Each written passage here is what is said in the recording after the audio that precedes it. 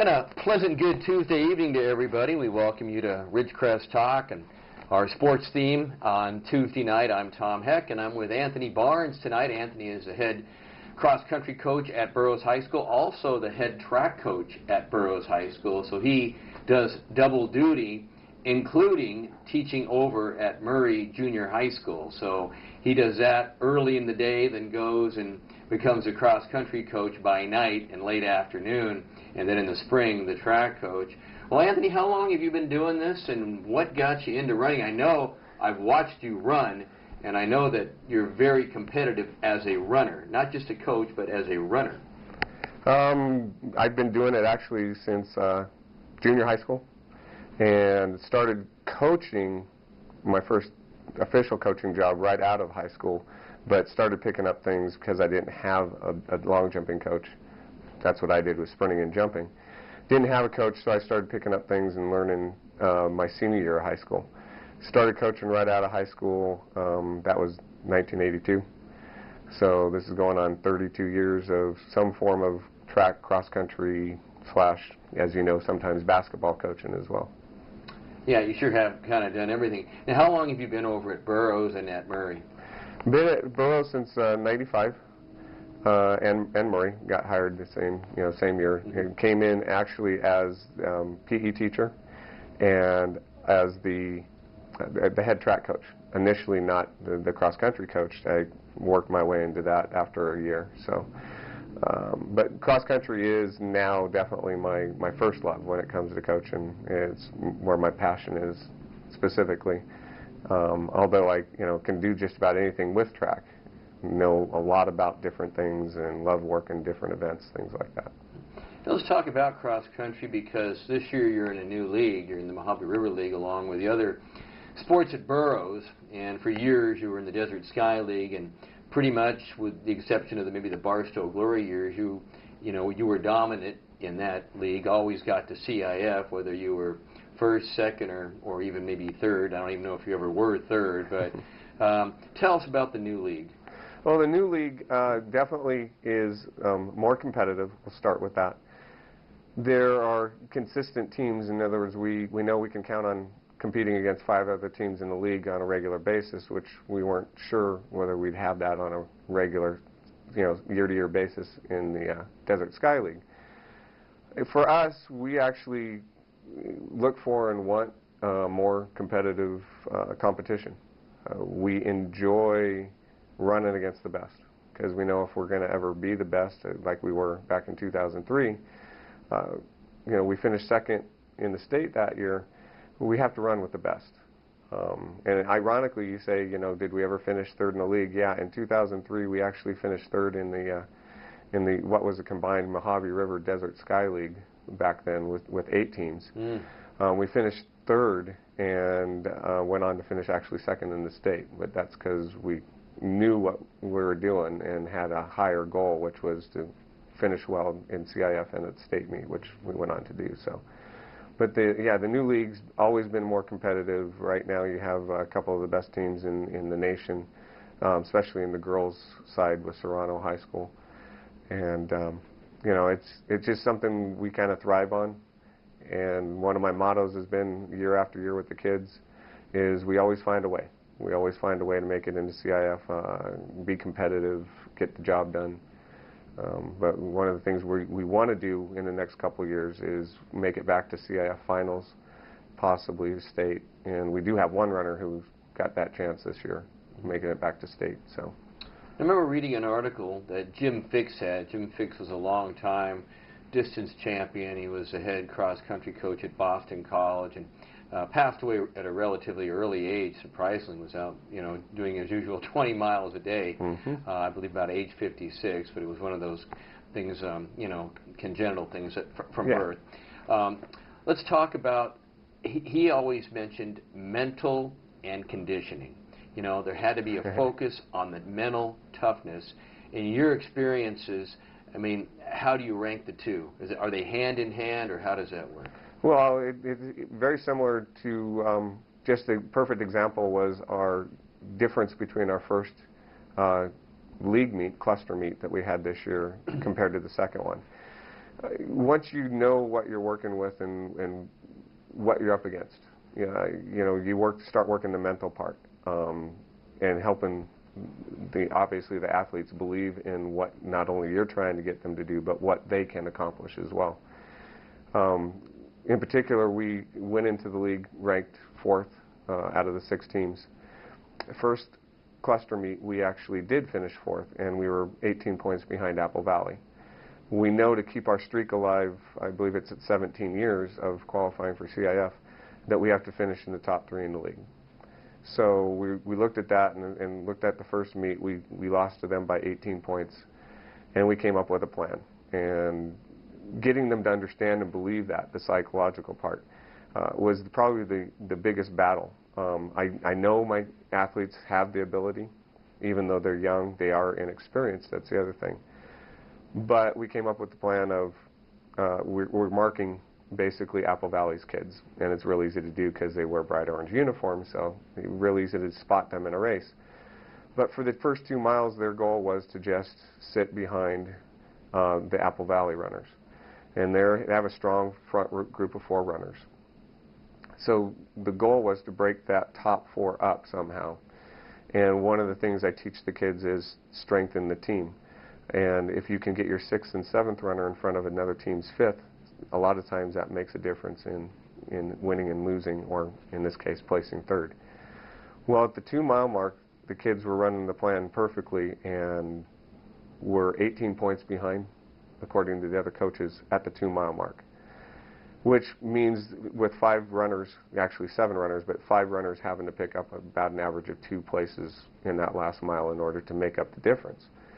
Well, not only did that happen, but everything that we talked about, which was sit on them for 2 miles, then turn it into a race, what happened was my number 2 runner actually finished a second in front of their number 3, so we broke up their top 4.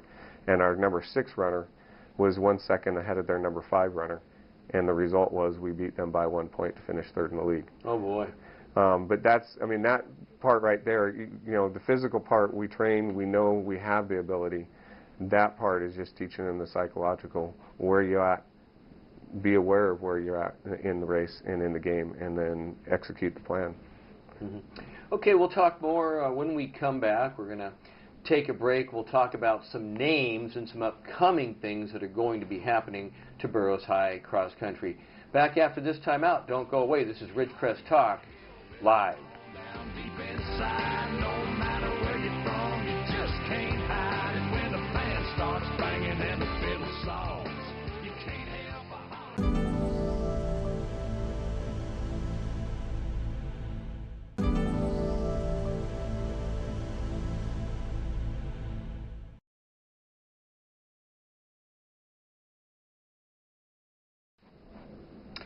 And we are back. Welcome to Ridgecrest Talk. I'm Tom Heck. This is Anthony Barnes. Kind of looks a little bit like Don Sutton, former Dodger All-Star pitcher, now a voice with the Atlanta Braves. I used to kid him on that with that curly hair and that youthful look, or formerly youthful look, right? After yes.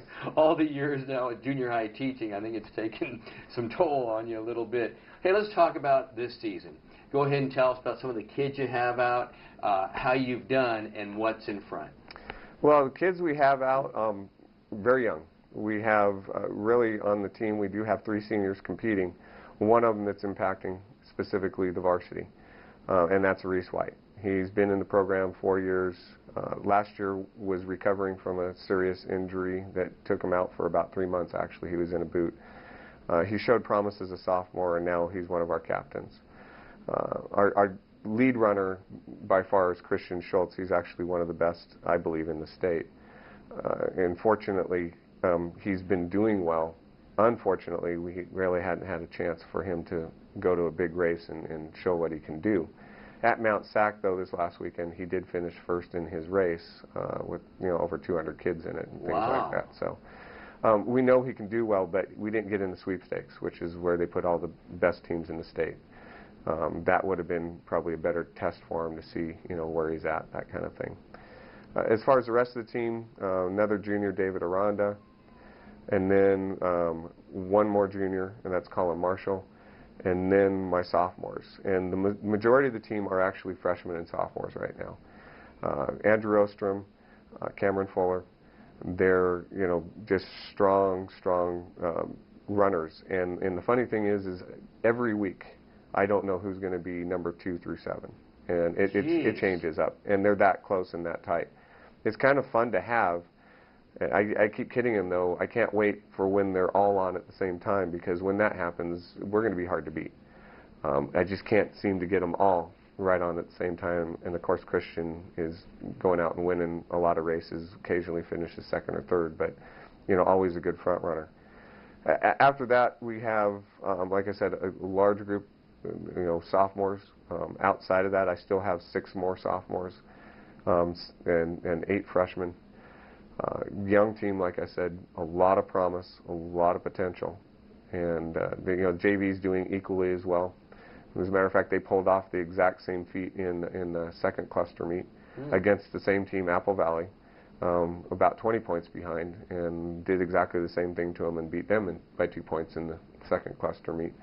So things are building, developing really well. So. And then next week is the final. Yeah, next week's our Mojave River League finals, and it's at Victor Valley College, beginning at 10 a.m. We don't actually run in that race because that's the girls' JV, but we'll start running at 10:30. The boys' varsity will be at 11:30, and our goal there is actually to finish second. We think we can step it up even another notch and possibly beat Sultana. Serrano's the #1 team in the league. The key, though, to us is no matter what, we have to beat Apple Valley. We could finish second, but if they finish third behind us, if we were to finish third and they beat us at league finals finishing second, and Sultana finishes fourth, we would still not go because we didn't beat Apple Valley. It's a point system that is a little complex, but. Can anybody touch Serrano? No, not at the moment. Our goal and plan is that we will next year. But again, this is a rebuilding process. I had a large group of seniors graduate last year, including Josh Boston, who's off at Central Washington University right now. But yeah, losing 5 seniors last year really hurt us. Nice thing is, though, like I said, we reloaded pretty quickly, and we're running just as fast as we did last year with a younger team. So there's a lot of promise. The downside is the entire league is that way. There's only 5 seniors in the entire league running varsity for the boys. So it's going to be a tough haul for the next few years. Well, we want to have you take us through what a typical morning would be like. And I know next week you're going to run at 11:30, the varsity, the JVs, and you travel with them. They go at 10:30. And then it'd be interesting, and in our next and last segment, we're going to go through what it's like when the kids get out of bed on Saturday morning, and what time you meet, and what they eat or are allowed to eat, and how much hydration they have to have, because I think all those things are important, aren't they? Yeah, they are, definitely. Yeah. Okay, and we're going to find out, because that's always kind of something I've thought about what does a coach basically do when you have a big meet, coming up. And in our last segment, we'll talk about what your guys do. But when you were running, what did you do? What did I do? Well, I was actually more of a sprinter and a jumper. I actually grew into distance running. Yes, I became a competitive one. I still go out and do some races and things like that. But carbo loading is not something you really do. It's just something you do all the time. And that's what I teach the kids. Try to get rest starting 2 nights before, because it's actually the 2 days before that's probably even more important than the night before. Always make sure you're hydrated, which I do all the time anyway. What I teach the kids, though, more than anything is you try to keep things the same. You try to make your whole life and your whole planning and your whole schedule and training a certain way. And then, the day before we have a certain routine that we go through as far as a workout, and I do the same thing as the kids, which is you get out and you do a warm-up and a warm-down. You do a short little run, but in between you do 200s at what we call race pace, which is a very comfortable, not sprint. And then you do that at race pace, slightly build it up, and nothing all out or anything like that. You're trying to teach your body muscle memory so that it goes out and does the same thing for 3 miles the next day. Mm-hmm. Now, I know right now you're a very good runner. Could you be competitive in your age group right now, maybe in a 5K? Well, depending on where I go, yeah. I still go out and I still try to win awards and things like that, just like the rest of the kids. But I've toned it down personally through injuries and miles and everything else. I'm focusing more on the kids than I do myself. But it's still fun to get out there, yeah, and compete and try to win a medal or a plaque or trophy or just like anything else. Great, Anthony. When we come back, we'll find out about the itinerary next week when the kids actually travel for that league championship event. Don't go away. This is Ridgecrest Talk right here on KZGN.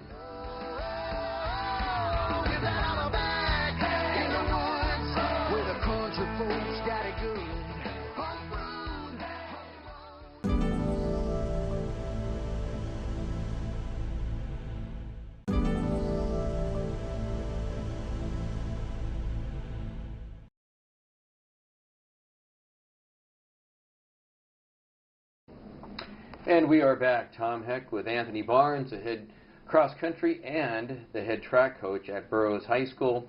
And we've been talking about his team at Burroughs, and they're winding the season down. And one thing I asked him a few minutes ago that I'd like him to go over, what about the itinerary for an actual meet day? Now, Victor Valley College, I've driven there many times. From here is about an hour and 45 minutes to get to the college, actually, not the city of Victorville. Yep. But it's out there very much to the east. So what's it going to be like on that Saturday morning? What time when do the alarms go off, and take us through what happens? Well, there's an added feature to this one this year. We are hosting the meet down there, although we don't have to run it. Kevin Barta from Victor Valley College, and now he's an assistant at Cal State San Bernardino. He actually runs the timing system and everything, so we don't have to worry about that. But in terms of management, we're in charge this year, so we're going to have to do things a little bit different. But normally what we do is we'll get on the bus, make sure that we get there at least an hour before our first race. We're going to have to get there before 10 o'clock, a little bit earlier. And since the 10 o'clock is the first race, we're going to get there, say, around 9 o'clock. In order to do that, we're going to have to start loading the bus probably around 6:30 a.m. The kids have to get up. I will instruct them that, in this case, given the time that we're leaving, which is not our normal time, somewhere around 4 a.m., that they will eat breakfast before they actually get on the bus, because we're not going to stop and get a snack or anything. So we'll get on the bus around 6:30, 6:45, get down there a little bit before 9, start setting things up, and then the kids make sure that they're hydrated. We always bring cases of water. And as we're going down, I'll remind them of two things. One is, make sure you're drinking your water. Make sure you're doing your homework. That's one of the things I really push is, the main objective I have out of this, yeah, I want runners, but I want students. I want college students. I want them to go to college. I want them to use this as a vehicle to get that. So, we do carry a high GPA. We're proud of that as a team, always have, always above a 3.0. Wow. So, again, trying to keep things as normal as possible, not to make any more stress than needs to be. The plan, we already know it. We don't have to put a whole lot, emphasis on that. If they don't know it the night before, then, we're not ready. So, when we get there, I have what we call a 2-hour rule. No eating 2 hours within 2 hours prior to an event, warming up and competing. Blood flow decreases when you're at a high level of exercise, and if you eat something at rest, about 60% of your blood supply is going to your stomach to digest. You lose that when you start exercising, so if you got something in your stomach, guess what? You get sick. I tell them water's the main thing. Yeah, they can have some fruit, juices, but something light. Avoid Gatorade, as an example, as well. save that for afterwards, because that's a replenishment, not something you put in your body beforehand. And those that have done that know what I'm talking about, because it upsets the stomach, too much sugar. Then about an hour beforehand, we start our warm-up routine, which is the same thing we do every day, which is basically 10 to 15 minutes of warm-up, usually about a mile. Going over the last part of the course in particular, so that they really have a nice visual in their mind of what they're going to do when they finish. And then from there, go through our normal stretching routine, our normal agilities, get on the line, do a couple of strides, and when the gun goes off, ready to go. So in other words, they probably need to eat, you know, some carbs the night before, the day before, make sure, because in the morning when they wake up, you know, it's hard for a lot of people to even eat that early, but, you know, kids can eat anything sometimes when you're 16 or 17. They have to be careful even when they get up about what they put in their stomach then. And specifically, a couple things we talk about avoiding is eggs and dairy products the morning of a meet. Anything that's going to be heavy that might upset the stomach. Those two things in particular, or acidic juices also, you know, can cause some problems, upset stomach, that kind of thing. Anything heavy, I like telling the story about one of my former runners, Brandon Zern. His freshman year, first race, we stopped somewhere to eat at like 6 a.m. going to an event, and he bought a bacon cheeseburger and a shake. Oh. And you can imagine what that was like, and everybody laughing at him, and he goes, "Oh, I do this all the time," and we're like, "You're not going to like it." And needless to say, after the meet, he never did that again. So, again, you want to be sensible, and there are certain things that I teach the kids, you know, to avoid, not to do, you know, before a meet. So. Well, that's kind of a interesting story, but a good lesson though, for a freshman to have to learn there. So, in other words, you probably finish third. You get some help from Sultana. You don't want Apple Valley finishing above you at all costs, and you would go to CIF. Where is CIF?